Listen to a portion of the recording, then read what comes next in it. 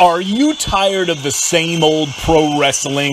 Then check out the amazing action on Powerslam.tv, the biggest indie pro wrestling channel in the world.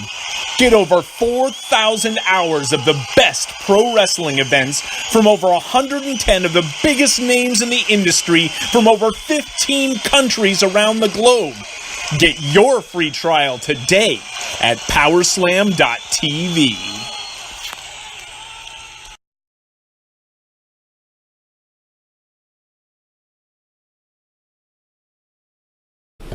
What's going on, guys? Welcome back to Think Wrestling. I'm Tom Baker and this is Talking Wrestling, and I'm here with my second interview of the evening. Stephen, don't even think about it.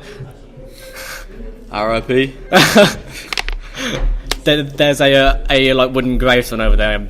I'm here with my second interview today at Pro Wrestling. I'm here with NIWA this time. So NIWA, thank you massively for joining me. Much appreciated. No problem, man. Thanks for having me.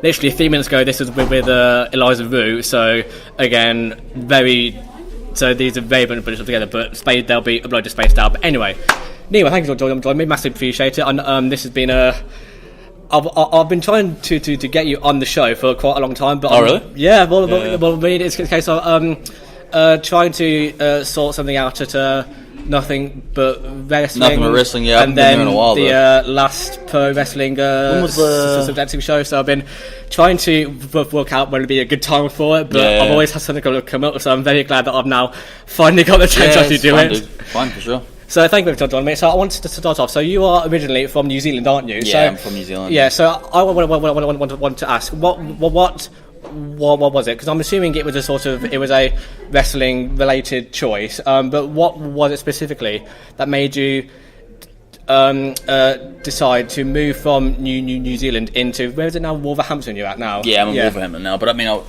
I was in Mexico before I moved Oh, okay. There, so. Oh, blimey. So you're quite the traveller then, aren't you? Yeah, but it was all just based on wrestling though. Oh, yeah. So I left New Zealand in it was January of 2016. Oh, okay, yeah. And I moved to Mexico. Spent like 3 years there, and then I moved here from Mexico. So. Oh, okay. Oh, so you've been doing quite a bit of travelling for wrestling now, haven't you? Exactly, man. Yeah. Yeah. So all right. So I want to go. I've got an audience now. Thanks, Stephen. I want to. You can see him just peering around there. There he is, big boy.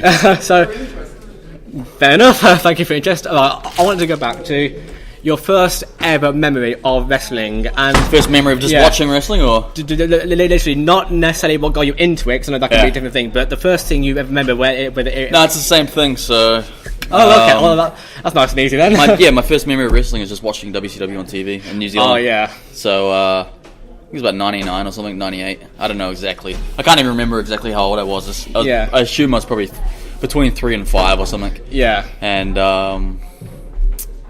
just watching WCW on TV. It's my first memory. I mean, and that's when I started watching wrestling. I watched that for a bit, WCW, and then I moved on to WWE from there. Yeah, so. I think that WWE sort of staple is, isn't it? You know, most people will watch that at some point, sure, but man. I do like that it was WCW that got you into that, because I've not had many. Actually, well, I'm 26, so I'm not as young as some of the wrestlers in England, I guess. I'm not old, but I'm not as young. No, you're not old at all. That's 26 and not old at all. But I mean, but you know what I mean. But some people started watching wrestling in like 2006 or something, 2005. Oh yeah. Whereas, I started in '99, so yeah. Well, it's a bit different. Well, I mean, you got into it in what a lot of people call the golden era of wrestling. So, the Monday Night Wars. Exactly. when they were at their peak. So I think that's so. Honestly, I'm not surprised I go into it at all, because I think that would be a very solid place to start you off in your wrestling career, wouldn't it? For sure, yeah, for sure. So, at that point, what was it that sort of clicked for you that made you decide that you wanted to be a wrestler? Be a wrestler, yeah.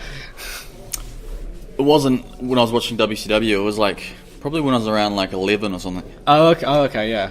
Yeah, just watching WWE, and I was in school, and I just realised I didn't want to do anything other than wrestling. Really, yeah. I didn't have any interest being a policeman or anything like that.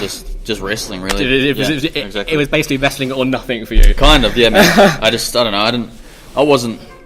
I didn't enjoy school too much, and only at the time. Yeah, exactly. So I don't think anyone did. Yeah. So I think everyone's have that sort of thing that they can go to as a sort of escape from the school and work and all that sort of thing. So especially when you're young, you know. And everything just seems so much scarier. So then when you've got something like wrestling you can go to, it just makes it, and especially at that point, it doesn't seem quite real, does it? Because you of course don't understand what goes into it. So it seems like this massive, larger than life thing. So I would imagine that would be quite a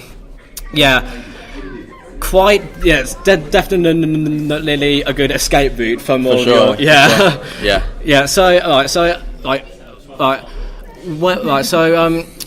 what training school exactly did you start off at? I think was it in New Zealand where you actually started? I started training in New Zealand. I started training at 13. So blimey, so quite young then. Yeah, man. So I started at a wrestling school in my hometown in New Zealand, and that's where I met Travis Banks. So we started. I mean, I started training there before he did, but we kind of started training together properly, and we started weight training together and stuff. So we came pretty close at that school, and then we moved to another city in New Zealand. So we moved from the capital to another place called Auckland. I think I know that. Like I said, exactly. Most people know what Auckland is. Yeah, I mean, my geography is absolute crap, but I've heard of that place. Yeah. But then he moved to Auckland first, where I moved after him, and then we started wrestling there. He moved to England, I moved to Mexico, kind of around the same time, pretty much. So So when he first came to England, I kind of went to Mexico as well. Oh, okay, So you sort of followed in his footsteps up to a point before you. I looked up to him a lot. I looked up to him a lot in New Zealand, you know, because he's a bit older than me. Yeah. So I looked up to him a lot, and we trained together and stuff. So yeah, for sure, man. And then from there, he moved to, was it Mexico? You said you moved to. I moved to Mexico. And that was like the next big step in your wrestling career, wasn't it? For sure, that was the first big step in my wrestling career. I'm not quite sure next big step. Yeah. That was the first big step. I mean, I moved cities in New Zealand 8 hours apart, but other than that, my god. but I mean, Mexico is 30 hours away from New Zealand by flying, so. It's quite a big step, man. I mean, that's a massive step. Moving to any country purely for wrestling is a big step in itself. But then having that gap between the two, and I mean, it must have been quite difficult getting used to like the time differences and all that sort of thing, and then finding because every time you move, you're restarting, aren't you? You've got to find your feet again. You've got to that sort of thing. So. Kind of, yeah. I mean, I didn't think about it too much. I was only 23, living in a foreign country. I mean, it was good, man. It was a cool experience, Yeah.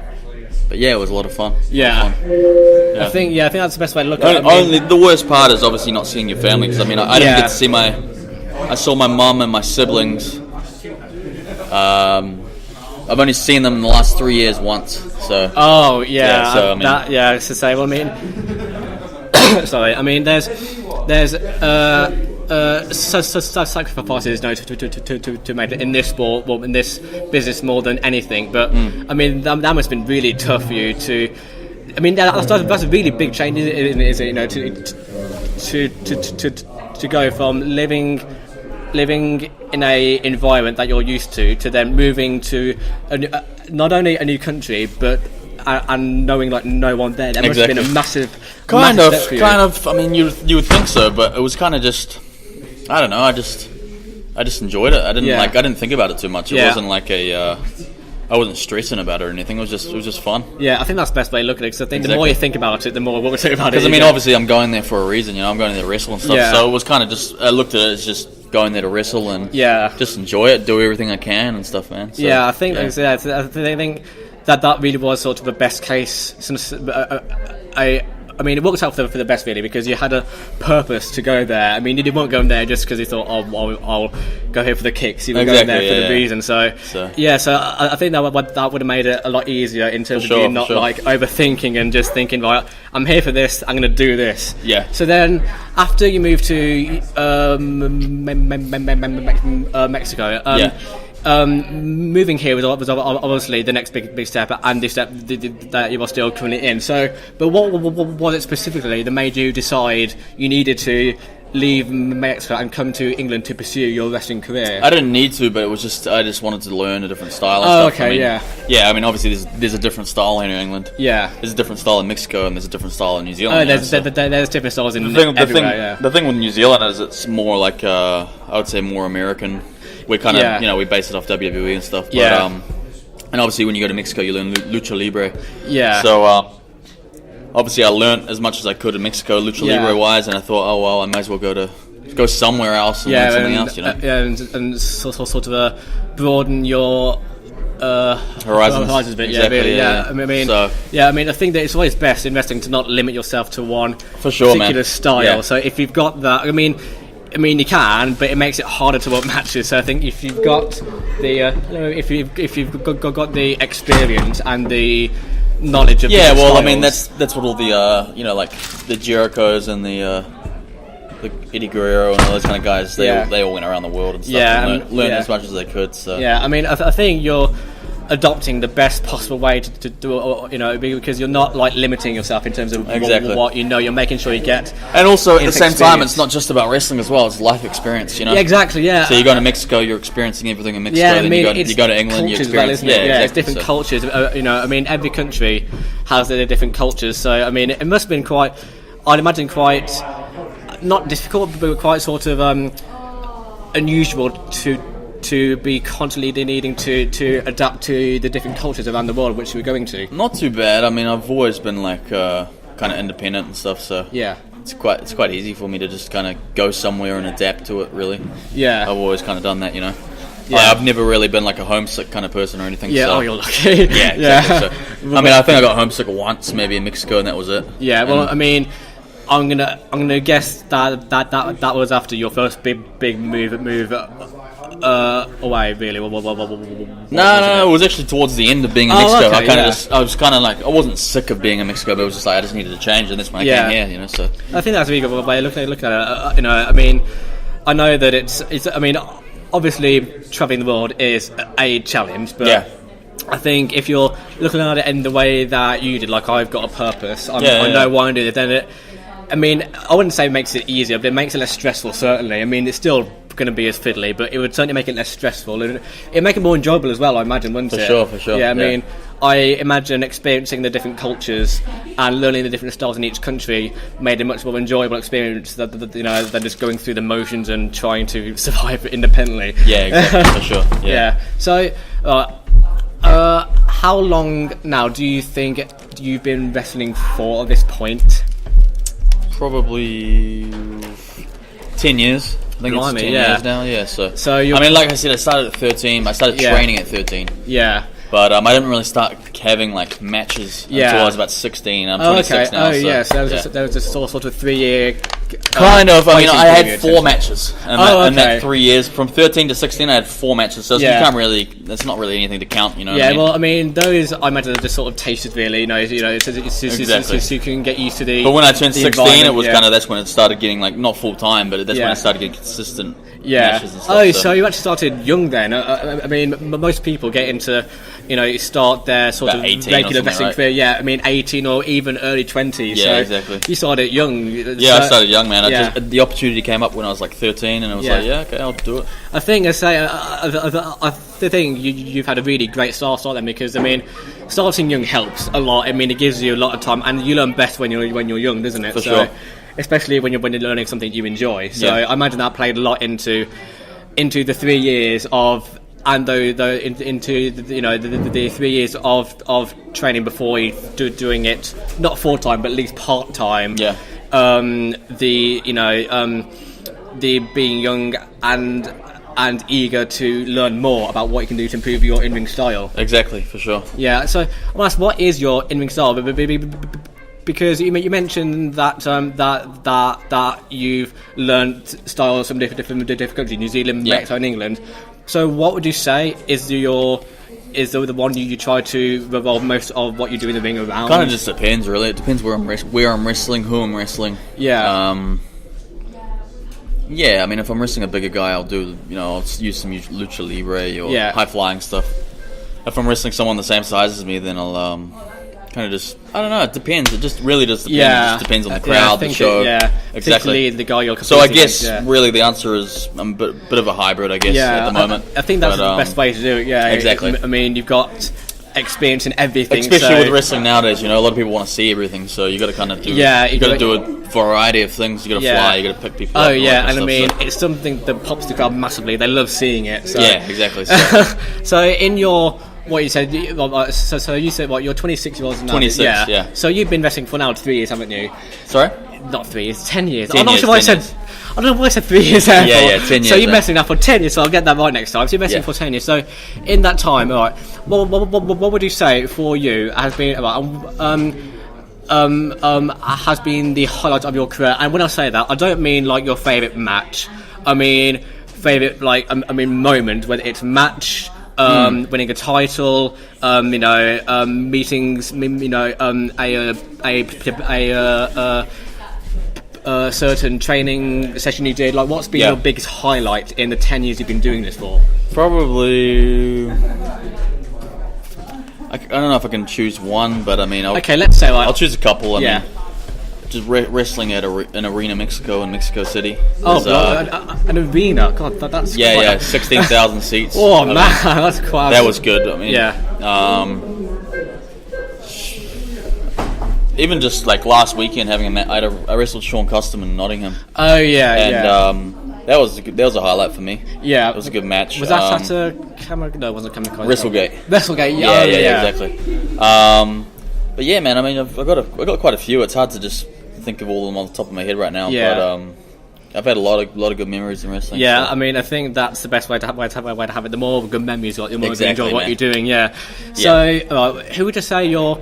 And you mentioned that you had a really good match against Sean Custom at WrestleGate. So, taking that into account and the other hundreds upon hundreds of matches you competed in the 10 years you've been doing this for. Yeah. What would you say the best match has been? And again, I don't necessarily mean best opponent, because that can be a different thing. But I mean the match that you thought flowed the best, the crowd was really into it. What match do you say stands out among the rest? I think it's the same thing again. Like I can't really choose one. It's hard to because my mind changes all the time. But I'll choose a couple that I've had.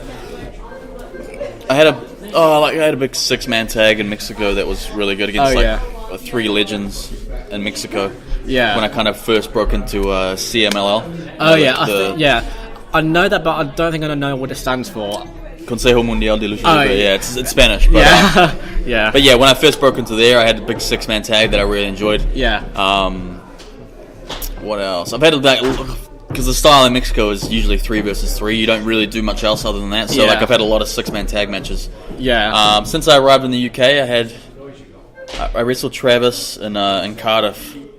When I first kind of arrived here, that was a really good match. Yeah. I wrestled Mike Bird in Bristol. That was a good match too. Yeah. And then obviously the match with Sean Custom was a good match. That was another good one for me. I mean that is absolutely fantastic because that sounds like you've been doing this now for so long that it's impossible to just use one specific standout. For sure, that's kind of hard to, man. Like usually with the good matches too, I don't usually watch them back. You know what I mean? Just because I don't want to like ruin the feeling of the match, I guess. Yeah. So if I thought it was good, I'll kind of just keep it to that, and I won't watch it. Yeah, I get that. Yeah, I mean, especially as I think then I'll probably get like nitpicky. And I mean, we're all very critical of things that and I mean, particularly when it's us doing it, we can always pick out things we did wrong easier when we're doing it. So I think I don't blame you at all for just leaving it. If you're just leaving it. Yeah, but if I think it was a good match, then I'll kind of just leave it at that. I won't watch it again. I'll just leave it. Yeah. So then it's sort of in your mind. As I had a great match. Exactly. I'm going to move on. That was fantastic. I can remember that match. But if I've had kind of like a match that I didn't think was that great, I'll watch it back and I'll see what because then obviously I got to work on stuff. But, I mean it's all learning experiences, isn't it? Exactly. I mean you can't get better if you don't. I mean we all make mistakes. You can't get better if you don't learn back, from them and stuff. Yeah, and exactly. Learn what you did wrong. Learn how to improve on it. Yeah, exactly. Yeah. So there's you've had. I mean, you wrestled a lot of people in this one, haven't you? You wrestled many people, you know. Yeah. But I also know, as with anyone, there's people who you've not yet been able to. Hello. There's people who you've not yet been able to share the ring with, whether it be singles, again, any match type. So yeah. So right, I'm going to say let's narrow it down to 3 people, because I know one person is quite difficult to ask because there's so many. So for you, who are the 3 people first that come to mind for people who you'd love to share the ring with, whether it be singles, tag team, triple threat, a battle royal, anything like that? Okay, 3 people. 3 people, yeah. I mean, it can be just 3, 4, 5, you know, just a certain number of people who come to mind instantly. But you know, I mean, probably from the UK, I think you'd have to kind of choose Will Ospreay. I think he's. Oh you know, yeah. Yeah. He's probably like the top name in the UK. You know what I mean? Yeah. I really want to wrestle Chris Ridgway as well. Yeah. Chris Ridgway. So Will Ospreay, Chris Ridgway. Who else is there? There's definitely others. I just can't think on the top of my head right now. Yeah. I mean, it's a difficult question to ask because there's so many people that instantly come to mind for I'd like to face them at some point. I wouldn't mind wrestling Walter, actually. That'd be really fun. So, I'd wear a bulletproof vest if I were you wrestling him. Exactly. But I mean, he leaves like me. I mean, I'm not sure if you saw the image like Jack Starr's. Yeah, I saw that. Twitter, and it hurt me to even look at. Yeah. It's crazy, man. It's crazy. It's a gunshot going off.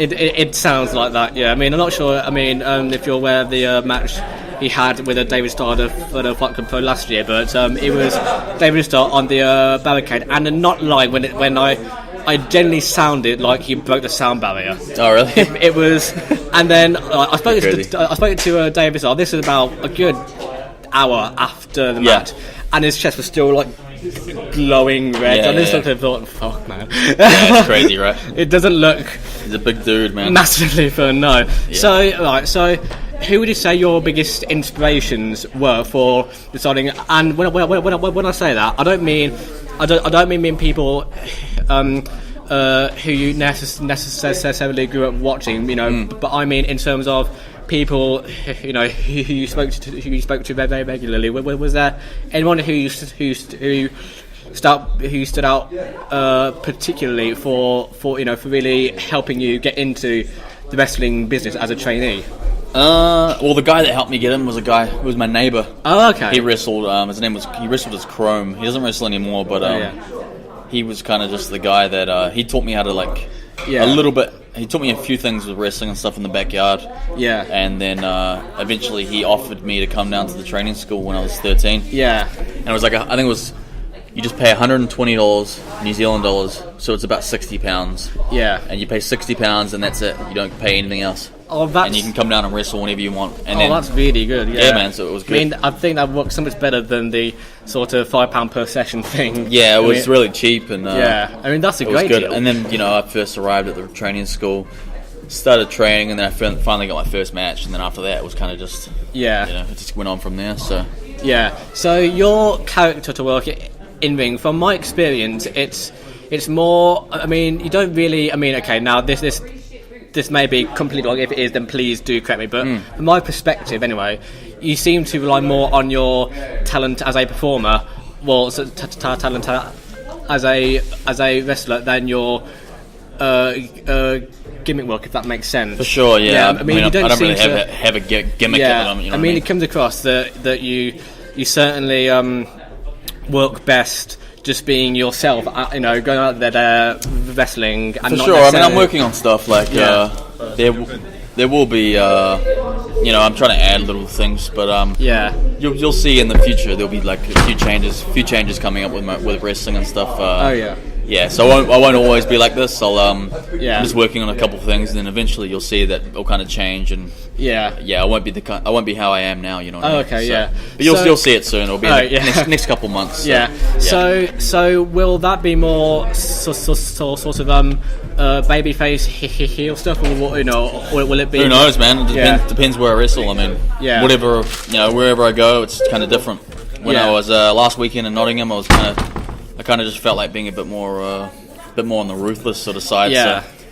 So I mean, because I'm wrestling Sean Custom, he's a pretty boy, you know. Yeah. What I mean? So I think you've got I think your in-ring style really favours you in that respect as well, because it means that you can adapt to whatever sort of characteristics you're trying to display more in that match. You know, like if you're trying to be more of a baby face, you know, then you can use more of the lucha. Exactly. If you're trying to be sure. more ruthless, then you can go to more of a sort of smash mouth strong style sort of. Yeah, exactly. So I can kind of do. Yeah. So I think a bit of both. So hello. So how you doing, mate? How are you, man? Okay. Oh, sorry. Don't worry. It was always going to happen. There was always going to be at least one person walking into the shot. That's happened in every single interview. Well, every venue that I go to an interview, there's always one person. Oh, really? Yeah, I generally don't. I mean, even with my first. When did you do it last time? You were upstairs, weren't you? I was upstairs. Yeah, that one I had. There was a Corey Johnson that got involved, 2K that got involved, Charlie Rawlins that got involved, Stephen Walker that got involved, Charlie Evans that got involved. Oh, really? Kyle Fletcher got kind of bit. So yeah, I don't remember the last time I had one of these. Where actually no, I do. Eliza Rowe just before this, when no one interrupted. That was a nice change of pace. But yeah, there's always someone doing it, so I wouldn't worry about that. But anyway, I think the doors will be opening soon. Yeah, and man. I know that you've got to be prepared for your match. So thank you so much for joining me. I massively appreciate it. Before you go though, I will ask if you want to plug your social media so that people watching this can follow you. Yeah, I can't even remember. I think it's Twitter is NIWA_pro. Yeah. I think Instagram is exactly the same, NIWA_pro, and that's it. Yeah, that's all I got. Oh well, that's very easy for me then. If for some reason you can't remember what he just said, then there will be a sort of title card on the screen around NIWA's corner. The links for his will also be in the description below, so you can just click there if you don't feel like typing in, if you're lazy, and you can just click on there and it'll take you to it. But yeah, those will be in the description. My things will be in there as well, even though they don't need to be. So again, NIWA, thank you massively for joining me. Thanks, dude. Massively appreciated. And I will see you see you around sometime, yeah? I'll probably see you in a second when we turn this off, so I mean... Oh, you will, yeah. Yeah, exactly. I will see you on the 16th when I'm doing an interview that's not been announced yet, so I'm not going to announce it on here, so you have to wait. Because I'm being like that. Which will be Can you tell me after this? I'll tell you after this, yeah, right. But I won't tell them because it's not been announced yet, and I'm not going to ruin it. So, thank you for watching, and we'll see you in a bit.